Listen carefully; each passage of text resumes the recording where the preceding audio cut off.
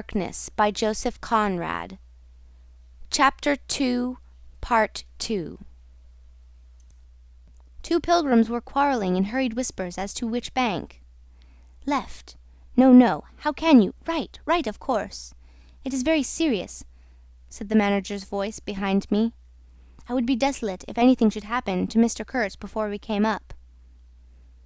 I looked at him and had not the slightest doubt he was sincere. He was just the kind of man who would wish to preserve appearances. That was his restraint. But when he muttered something about going on at once, I did not even take the trouble to answer him. I knew, and he knew, that it was impossible. Were we to let go our hold at the bottom, we would be absolutely in the air, in space. We wouldn't be able to tell where we were going to, whether up or downstream or across, till we fetched against one bank or the other, and then we wouldn't know at first which it was. Of course, I made no move. I had no mind for a smash-up. You couldn't imagine a more deadly place for a shipwreck. Whether we drowned at once or not, we were sure to perish speedily in one way or another. I authorize you to take all the risks, he said after a short silence. I refused to take any, I said shortly, which was just the answer he expected, though its tone might have surprised him. Well, I must defer to your judgment, you are captain, he said with marked civility. I turned my shoulder to him in sign of my appreciation and looked into the fog. How long would it last? It was the most hopeless lookout. The approach to this Kurtz grubbing for ivory in the wretched bush was beset by as many dangers as though he had been an enchanted princess sleeping in a fabulous castle. Will they attack, do you think? Asked the manager in a confidential tone. I did not think they would attack, for several obvious reasons. The thick fog was one. If they left the bank in their canoes, they would get lost in it, as we would be if we attempted to move. Still, I had also judged the jungle of both banks quite impenetrable, and yet eyes were in it, eyes that had seen us. The riverside bushes were certainly very thick, but the undergrowth behind was evidently penetrable. However, during the short lift I had seen no canoes anywhere in the reach, certainly not abreast of the steamer. But what made the idea of attack inconceivable to me was the nature of the noise, of the cries we had heard. They had not the fierce character boding immediate hostile intention. Unexpected, wild, and violent as they had been, they had given me an irresistible impression of sorrow. The glimpse of the steamboat had for some reason filled those savages with unrestrained grief. The danger, if any, I expounded, was from our proximity to a great human passion let loose. Even extreme grief may ultimately vent itself in violence, but more generally takes the form of apathy. You should have seen the pilgrims stare. They had no heart to grin, or even to revile me. But I believe they thought me gone mad, with fright maybe. I delivered a regular lecture. My dear boys, it was no good bothering. Keep a lookout? Well, you may guess I watched the fog for the signs of lifting as a cat watches a mouse. But for anything else, our eyes were of no more use to us than if we had been buried miles deep in a heap of cotton wool. It felt like it, too, choking, warm, stifling. Besides, all I said, though it sounded extravagant, was absolutely true to fact. What we afterwards alluded to as an attack was really an attempt at repulse. The action was very far from being aggressive. It was not even defensive in the usual sense. It was undertaken under the stress of desperation, and in its essence was purely protective. It developed itself, I should say, 2 hours after the fog lifted, and its commencement was at a spot, roughly speaking, about 1.5 miles below Kurtz's station. We had just floundered and flopped round a bend, when I saw an islet, a mere grassy hummock of bright green in the middle of the stream. It was the only thing of the kind, but as we opened the reach more, I perceived it was the head of a long sandbank, or rather of a chain of shallow patches stretching down the middle of the river. They were discoloured, just awash, and the whole lot was seen under the water, exactly as a man's backbone is seen running down the middle of his back under the skin. Now, as far as I did see, I could go to the right or to the left of this. I didn't know either channel, of course. The banks looked pretty well alike, the depth appeared the same. But as I had been informed the station was on the west side, I naturally headed for the western passage. No sooner had we fairly entered it than I became aware it was much narrower than I had supposed. To the left of us there was the long uninterrupted shoal, and to the right a high, steep bank, heavily overgrown with bushes. Above the bush the trees stood in serried ranks. The twigs overhung the current thickly, and from distance to distance a large limb of some tree projected rigidly over the stream. It was then well on in the afternoon, the face of the forest was gloomy, and a broad strip of shadow had already fallen on the water.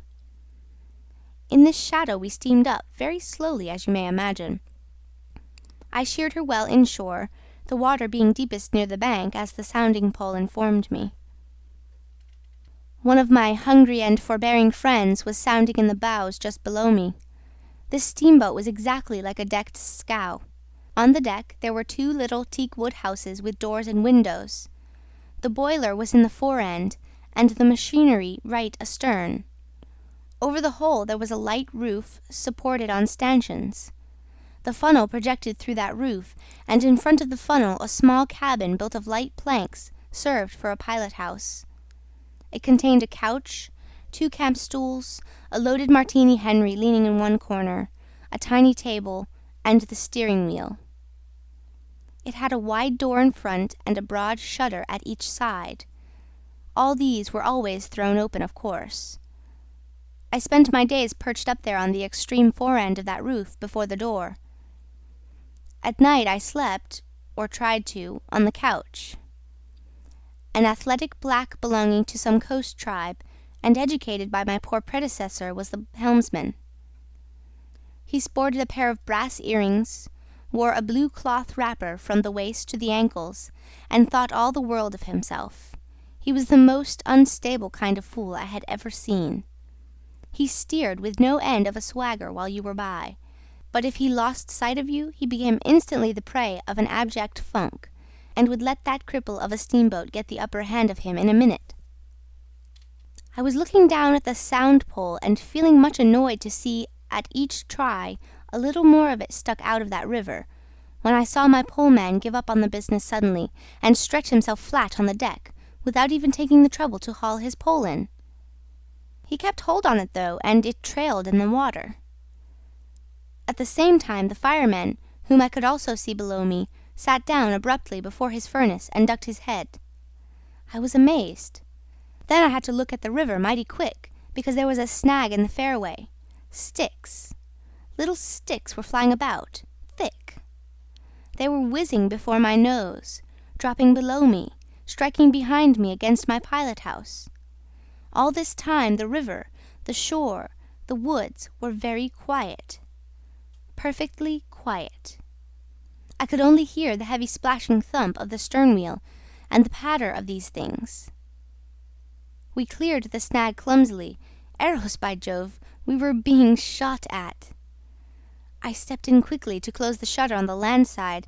That fool helmsman, his hands on the spokes, was lifting his knees high, stamping his feet, champing his mouth like a reined-in horse. Confound him! And we were staggering within 10 feet of the bank. I had to lean right out to swing the heavy shutter, and I saw a face amongst the leaves on the level with my own, looking at me very fierce and steady. And then, suddenly, as though a veil had been removed from my eyes, I made out, deep in the tangled gloom, naked breasts, arms, legs, glaring eyes. The bush was swarming with human limbs in movement, glistening of bronze color. The twigs shook, swayed, and rustled. The arrows flew out of them, and then the shutter came to. "Steer her straight," I said to the helmsman. He held his head rigid, face forward, but his eyes rolled. He kept on lifting and setting down his feet gently. His mouth foamed a little. "Keep quiet," I said in a fury. I might just as well have ordered a tree not to sway in the wind. I darted out. Below me there was a great scuffle of feet on the iron deck. Confused exclamations. A voice screamed, "Can you turn back?" I caught sight of a V-shaped ripple on the water ahead. What? Another snag! A fusillade burst out under my feet. The pilgrims had opened with their Winchesters and were simply squirting lead into that bush. A deuce of a lot of smoke came up and drove slowly forward. I swore at it. Now I couldn't see the ripple or the snag either. I stood in the doorway, peering, and the arrows came in swarms. They might have been poisoned, but they looked as though they wouldn't kill a cat. The bush began to howl. Our woodcutters raised a warlike whoop. The report of a rifle just at my back deafened me. I glanced over my shoulder, and the pilot-house was yet full of noise and smoke when I made a dash at the wheel. The fool nigger had dropped everything. To throw the shutter open and let off that martini, Henry. He stood before the wide opening, glaring, and I yelled at him to come back while I straightened the sudden twist out of that steamboat. There was no room to turn even if I had wanted to. The snag was somewhere very near ahead in that confounded smoke.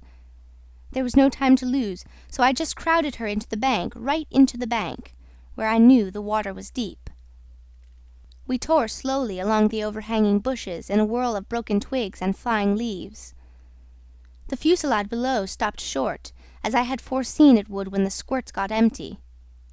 I threw my head back to a glinting whiz that traversed the pilot-house, in at one shutter-hole and out at the other. Looking past that mad helmsman, who was shaking the empty rifle and yelling at the shore, I saw vague forms of men running bent double, leaping, gliding, distinct, incomplete, evanescent. Something big appeared in the air before the shutter.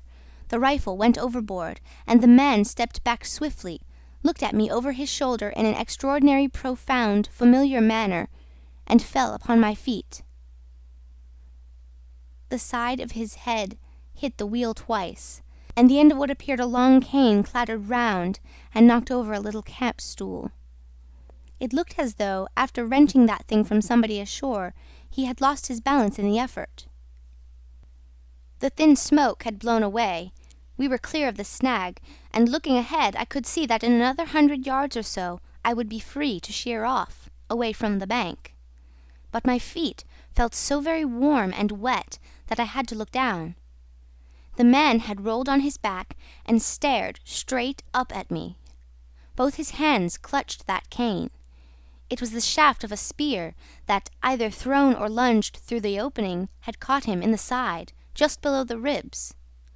The blade had gone in out of sight, after making a frightful gash.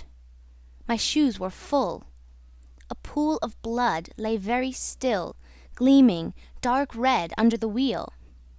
His eyes shone with an amazing luster. The fusillade burst out again.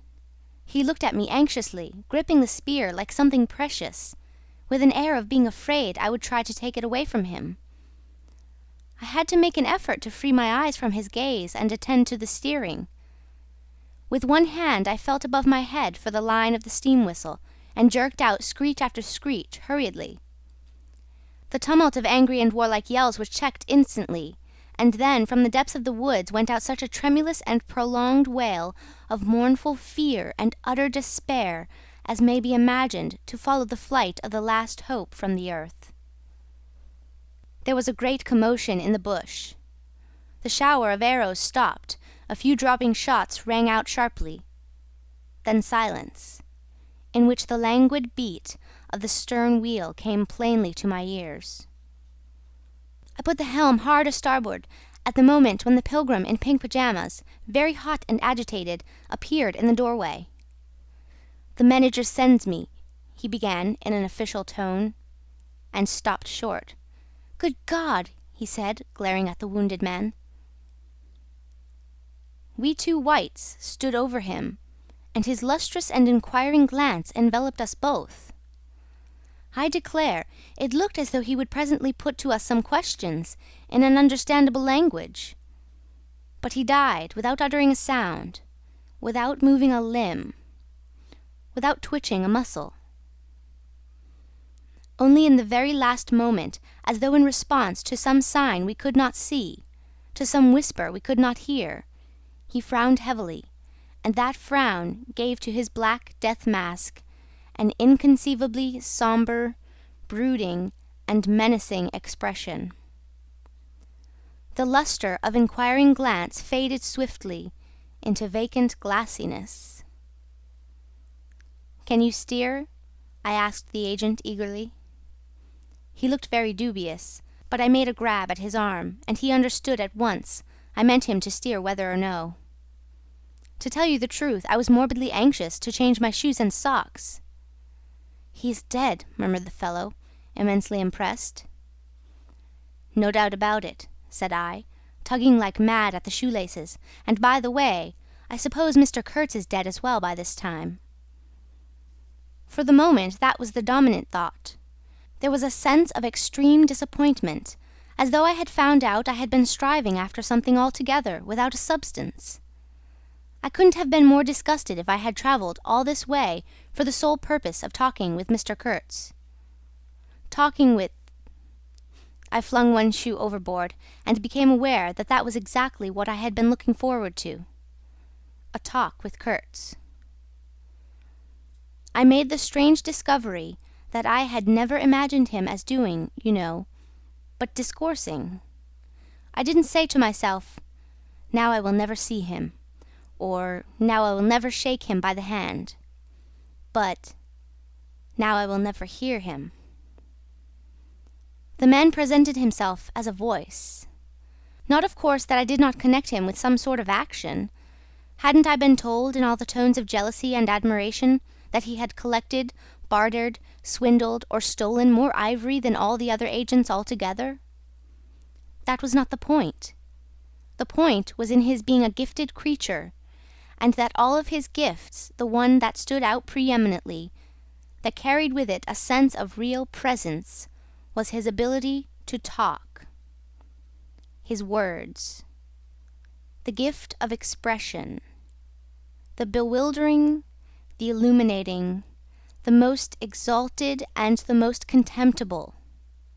The pulsating stream of light, or the deceitful flow from the heart of an impenetrable darkness. The other shoe went flying unto the devil god of that river. I thought, "By Jove, it's all over. We are too late. He has vanished. The gift has vanished, by means of some spear, arrow, or club. I will never hear that chap speak after all."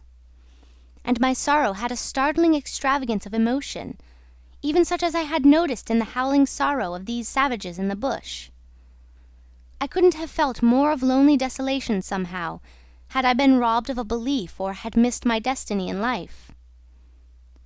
Why do you sigh in this beastly way? Somebody? Absurd? Well, absurd. Good Lord, mustn't a man ever... Here, give me some tobacco. There was a pause of profound stillness. Then a match flared, and Marlowe's lean face appeared, worn, hollow, with downward folds and dropped eyelids, with an aspect of concentrated attention. And as he took vigorous draws at his pipe, it seemed to retreat and advance out of the night in the regular flicker of tiny flame. The match went out. "Absurd!" he cried. "This is the worst of trying to tell. Here you all are, each moored with two good addresses, like a hulk with two anchors, a butcher round one corner, a policeman round another, excellent appetites, and temperature normal, you hear, normal from year's end to year's end. And you say, absurd. Absurd be exploded! Absurd! My dear boys, what can you expect from a man who, out of sheer nervousness, had just flung overboard a pair of new shoes? Now I think of it, it is amazing I did not shed tears. I am, upon the whole, proud of my fortitude. I was cut to the quick at the idea of having lost the inestimable privilege of listening to the gifted Kurtz. Of course, I was wrong. The privilege was waiting for me. Oh yes, I heard more than enough, and I was right, too. A voice. He was very little more than a voice.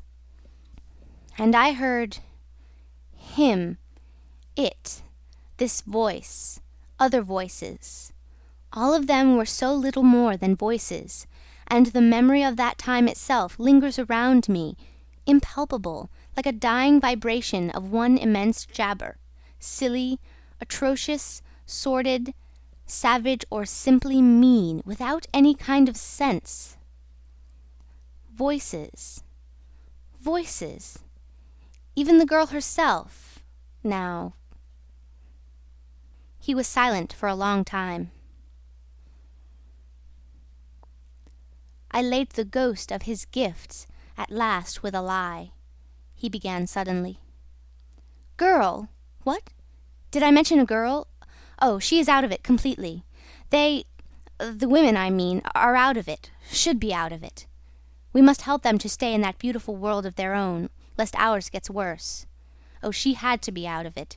You should have heard the disinterred body of Mr. Kurtz saying, "My intended." You would have perceived directly then how completely she was out of it. And the lofty frontal bone of Mr. Kurtz! They say the hair goes on growing sometimes, but this, specimen was impressively bald. The wilderness had patted him on the head, and behold, it was like a ball, an ivory ball. It had caressed him, and lo, he had withered. It had taken him, loved him, embraced him, got into his veins, consumed his flesh, and sealed his soul to its own by the inconceivable ceremonies of some devilish initiation. He was its spoiled and pampered favorite. Ivory? I should think so. Heaps of it. Stacks of it. The old mud shanty was bursting with it. You would think there was not a single tusk left either above or below the ground in the whole country. Mostly fossil, the manager had remarked disparagingly. It was no more fossil than I am, but they call it fossil when it is dug up. It appears these niggers do bury the tusks sometimes, but evidently they couldn't bury this parcel deep enough to save the gifted Mr. Kurtz from his fate. We filled the steamboat with it, and had to pile a lot on the deck. Thus he could see and enjoy as long as he could see, because the appreciation of this favour had remained with him to the last. You should have heard him say, "My ivory." Oh yes, I heard him. My intended, my ivory, my station, my river, my... everything belonged to him. It made me hold my breath in expectation of hearing the wilderness burst into a prodigious peal of laughter that would shake the fixed stars in their places. Everything belonged to him, but that was a trifle. The thing was to know what he belonged to. How many powers of darkness claimed him for their own. That was the reflection that made you creepy all over. It was impossible. It was not good for one either, trying to imagine. He had taken a high seat amongst the devils of the land. I mean literally. You can't understand. How could you? With solid pavement under your feet, surrounded by kind neighbours ready to cheer you or to fall on you, stepping delicately between the butcher and the policeman, in the holy terror of scandal and gallows and lunatic asylums. How can you imagine what particular region of the first ages a man's untrammelled feet may take him into by the way of solitude? Utter solitude without a policeman, by the way of silence, utter silence where no warning voice of a kind neighbour can be heard whispering of public opinion. These little things make all the great difference. When they are gone, you must fall back on your own innate strength, upon your own capacity for faithfulness. Of course, you may be too much of a fool to go wrong, too dull even to know you are being assaulted by the powers of darkness. I take it, no fool ever made a bargain for his soul with the devil. The fool is too much of a fool, or the devil too much of a devil, I don't know which. Or you may be such a thunderingly exalted creature as to be altogether deaf and blind to anything but heavenly sights and sounds. Then the earth for you is only a standing place.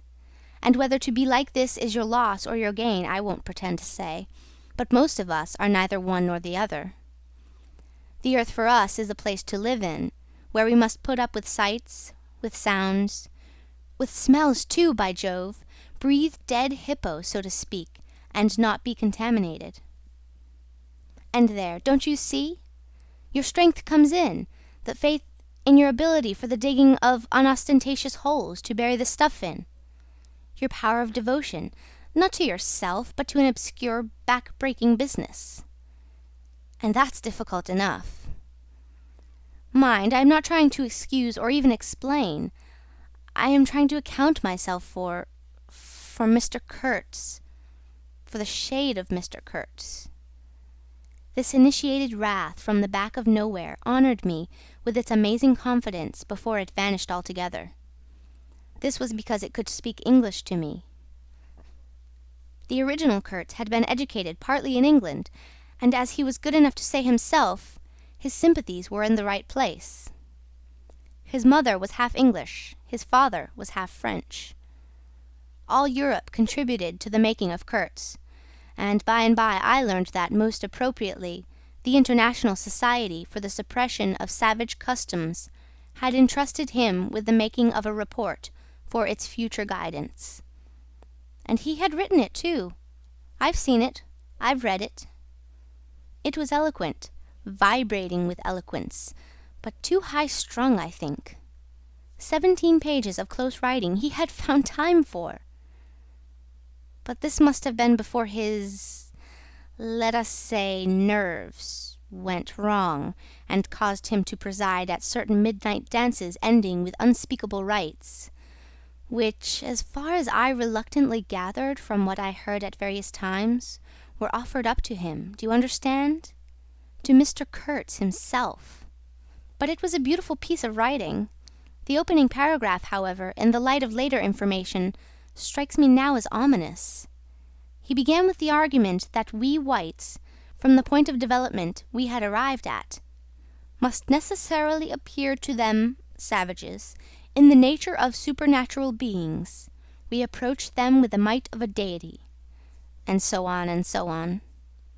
By the simple exercise of our will we can exert a power for good practically unbounded, etc., etc.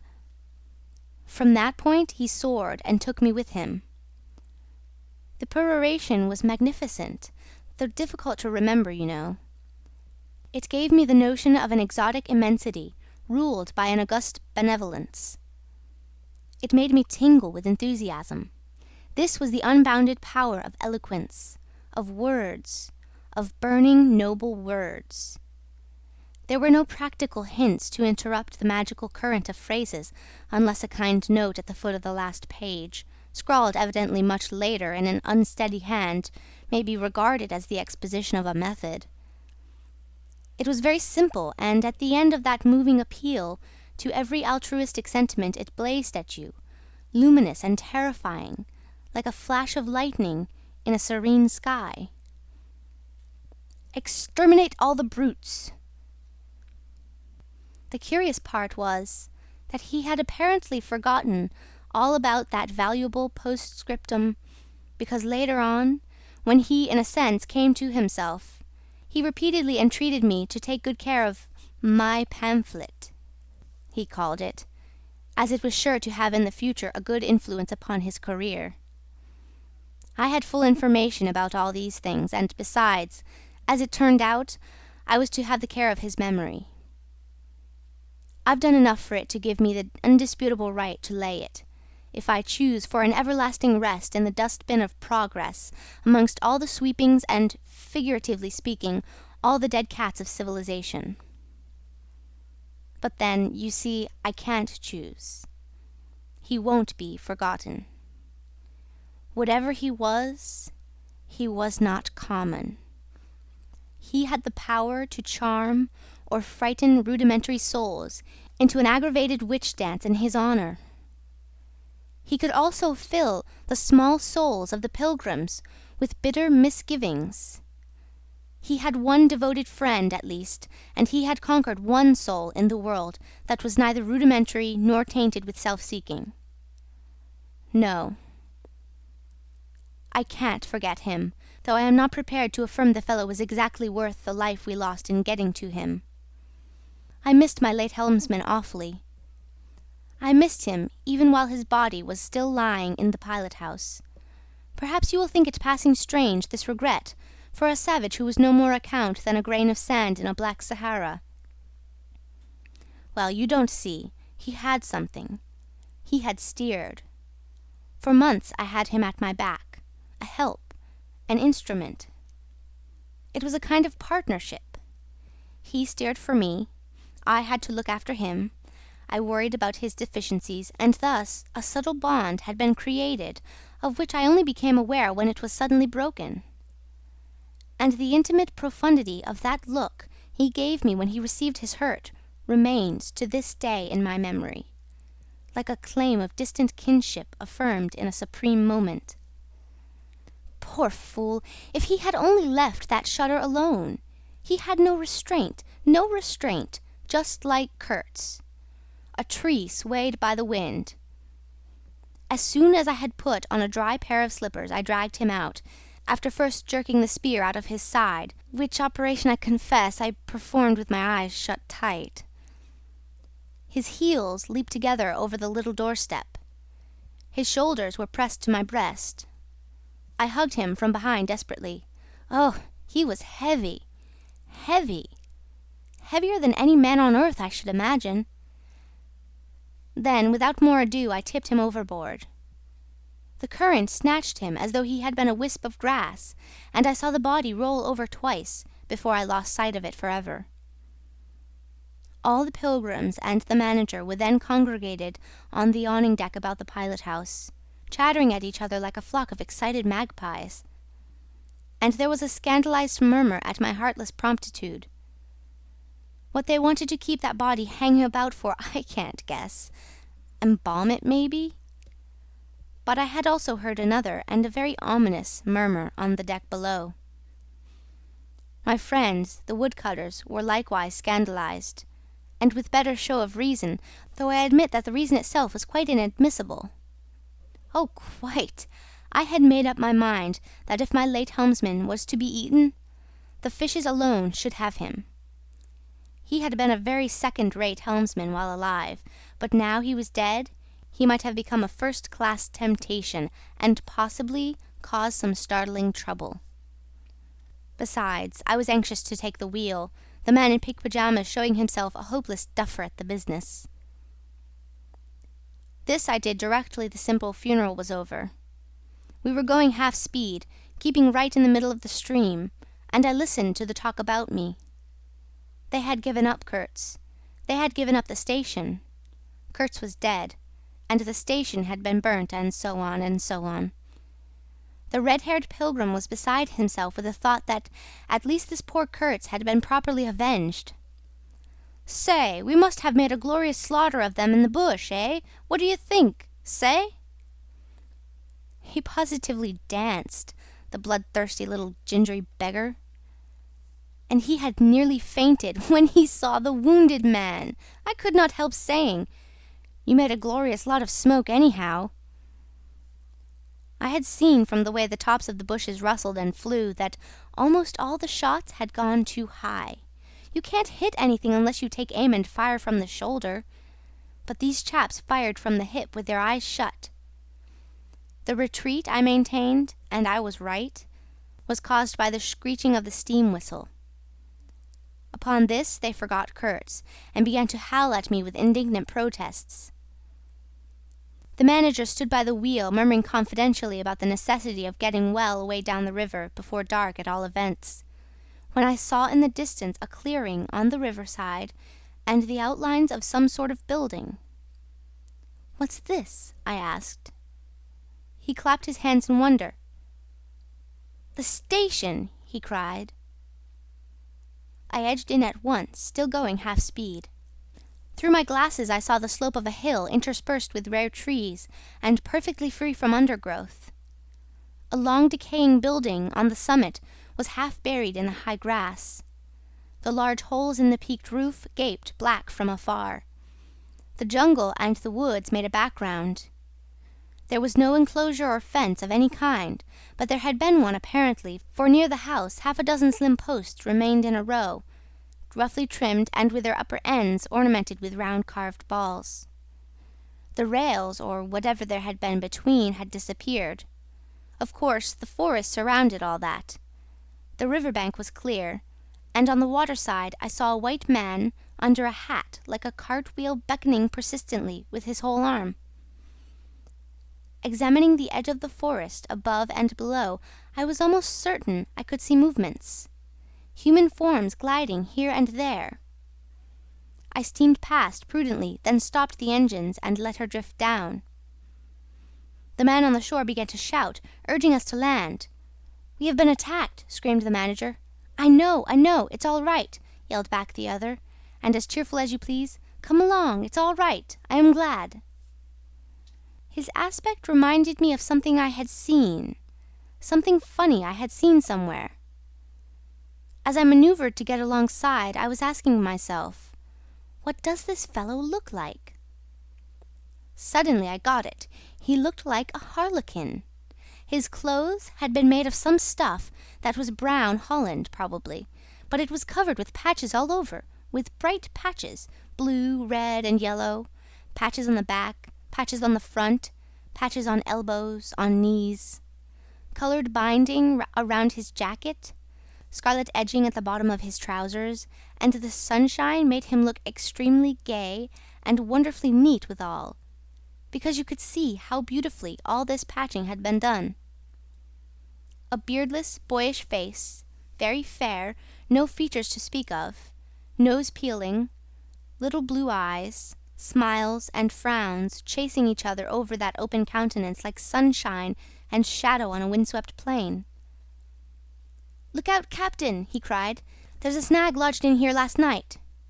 What, another snag? I confess I swore shamefully. I had nearly holed my cripple to finish off that charming trip. The harlequin on the bank turned his little pug nose up to me. "You English?" he asked, all smiles. "Are you?" I shouted from the wheel. The smiles vanished, and he shook his head as if sorry for my disappointment. Then he brightened up. "Never mind," he cried encouragingly. "Are we in time?" I asked. "He is up there," he replied, with a toss of the head up the hill, and becoming gloomy all of a sudden.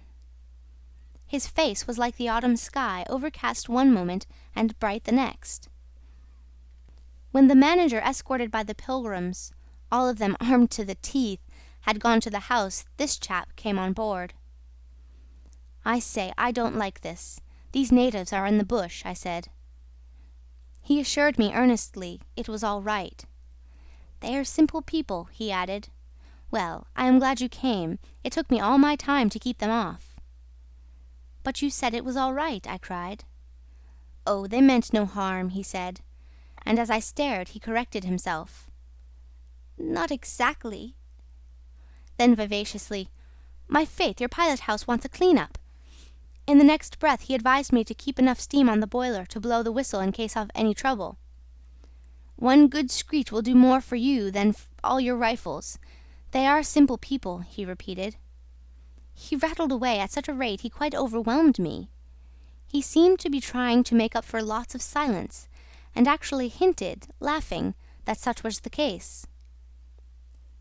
"Don't you talk with Mr. Kurtz?" I said. "You don't talk with that man, you listen to him," he exclaimed with severe exultation. "But now..." He waved his arm, and in the twinkling of an eye was in the uttermost depths of despondency.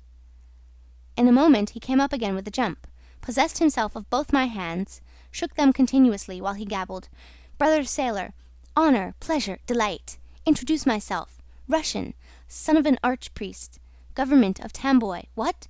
Tobacco, English tobacco, the excellent English tobacco.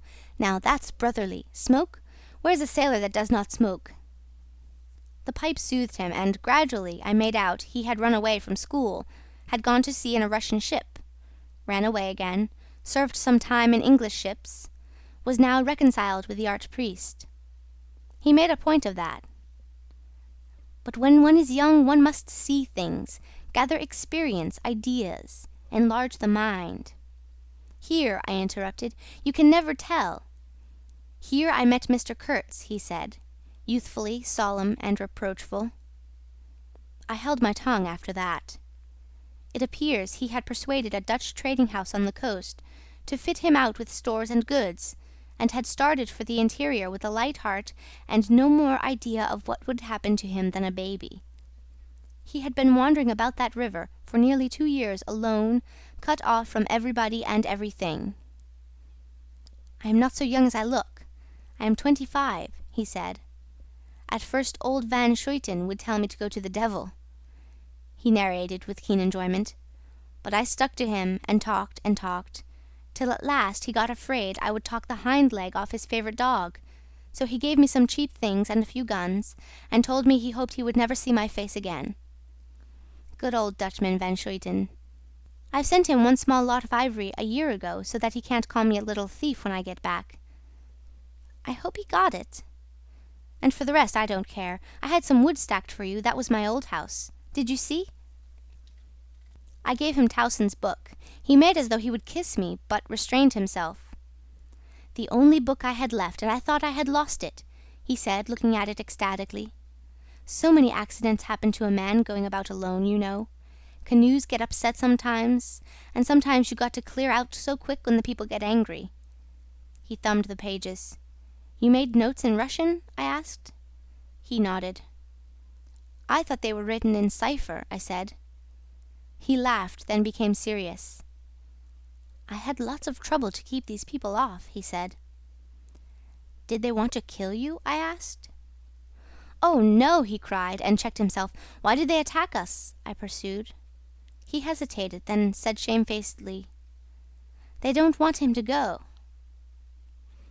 "Don't they?" I said curiously. He nodded, a nod full of mystery and wisdom. "I tell you," he cried, "this man has enlarged my mind." He opened his arms wide, staring at me with his little blue eyes that were perfectly round. End of chapter 2, part 2.